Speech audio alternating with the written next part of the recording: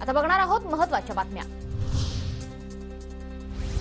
मुंबईत दिव्यांग मतदारांच्या सुविधेसाठी 1106 स्वयंसेवकांची नियुक्ती, दिव्यांग मतदान अधिक सुलभ होणार।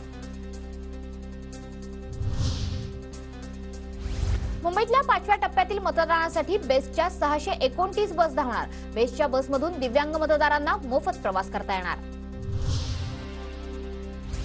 ठाणे लोकसभा मतदारसंघातील नवी मुंबई परिसरात 4000पेक्षा अधिक फौजफाटा सज्ज, मतदारांना निर्भयपणे मतदान करण्याचं आवाहन।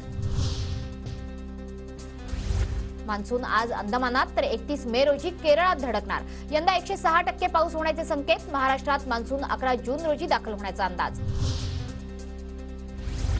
राज्यात मान्सूनपूर्व पावसाचा मुक्काम वाढणार। शुक्रवारपर्यंत विदर्भात जोरदार पावसाची शक्यता, हवामान विभागाचा अंदाज। मतदानाच्या आकडेवारीवर 7 दिवसात उत्तर द्या।